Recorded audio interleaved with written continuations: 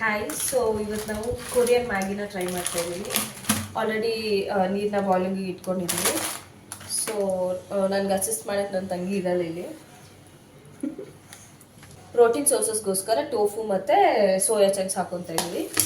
ಯಾವತ್ತೂ Korean ಫುಡ್ಸ್ನ try ಮಾಡಿಲ್ಲ, ಅದು ತುಂಬ ಸ್ಪೈಸಿ ಇರುತ್ತೆ ಅಂತ ಹೇಳಿಕೊಂಡು ಟ್ರೈ ಮಾಡಿರಲಿಲ್ಲ. ಸೊ ಇವತ್ತು ಇದು ವೆಜ್ ಮ್ಯಾಗಿ ಸಿಕ್ತು. ಹೊರಗಡೆ ಮ್ಯಾಗಿ ಇದಿದೆ ಮತ್ತು ಇದು ಆಯಿಲ್ ಇದೆ, ಇದು ಸೀಸನಿಂಗ್ ಪೌಡರ್.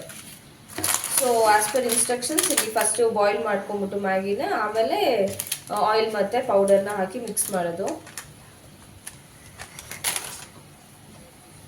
ಸೊ ಇವಾಗ ನಾನು ಇದು ಮ್ಯಾಗಿನ ಹಾಕ್ತಾ ಇದ್ದೀನಿ ನೀರಿಗೆ.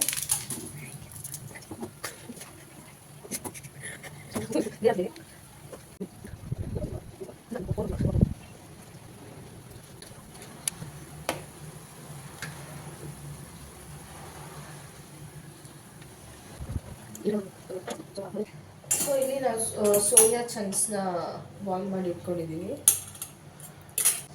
ನನ್ನ ತಂಗಿಗೆ ಸೋಯಾ ಅಂದರೆ ಇಷ್ಟ, ನನಗೆ ಟೋಫು ಇಷ್ಟ. ಸೊ ಹೆಲ್ದಿ ಟಚ್ ಕೊಡೋಕ್ಕೋಸ್ಕರ ಇದನ್ನು ಆ್ಯಡ್ ಮಾಡ್ತಾ ಇದ್ದೀವಿ.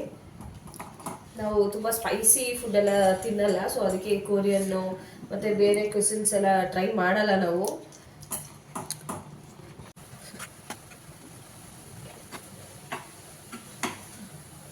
ಸೊ ಇದು ರೆಡಿಯಾಗಿದೆ.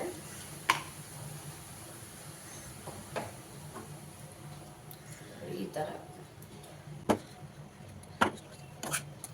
ವೀಟ್ ಫ್ಲವರ್ ಅಂತಲೇ ಇದೆ, ಬಟ್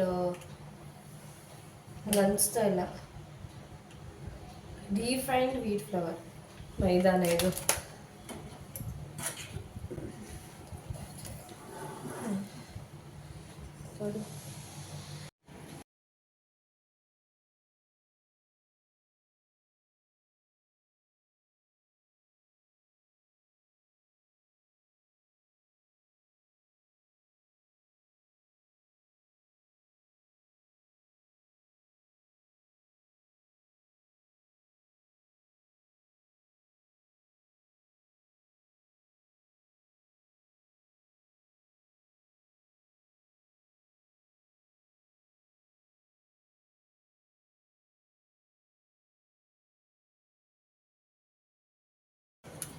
ಕಲರ್ ಅಂತೂ ತುಂಬ ಚೆನ್ನಾಗಿದೆ.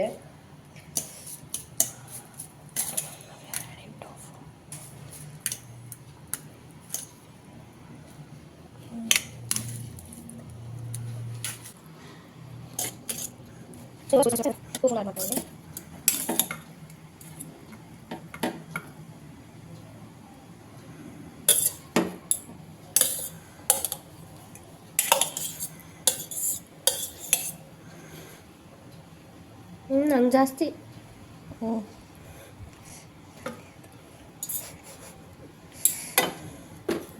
ಡನ್.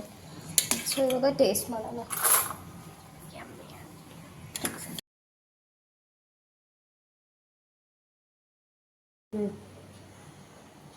ಸೊ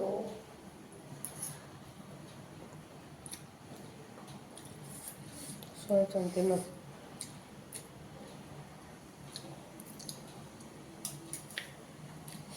ಕ್ಯಾಮ್ರಾಮನ್ಗೆ ಒಂಚೂರು ಕೊಡೋಣ.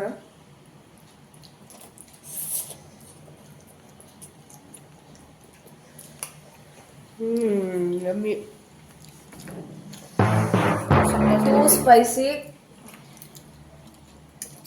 ಇನ್ನೊಂದ್ಸಲ ಟ್ರೈ ಮಾಡ್ತೀಯಾ? ನಾನಂತೂ ಇನ್ನೊಂದ್ಸಲ ಟ್ರೈ ಮಾಡಲ್ಲ. ಇದು ಫ್ಲಾಪ್ ಶೋ ಆಯಿತು.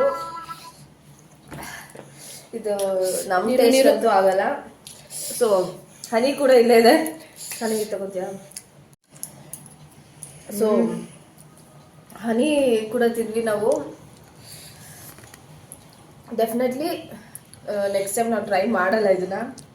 ಸೊ ನೀವು ಯಾರಾದರೂ ಇದನ್ನು ಟ್ರೈ ಮಾಡಿದರೆ ನಿಮ್ಗೆ ಇಷ್ಟ ಆಯ್ತಾ ಅಂತ ಹೇಳಿ.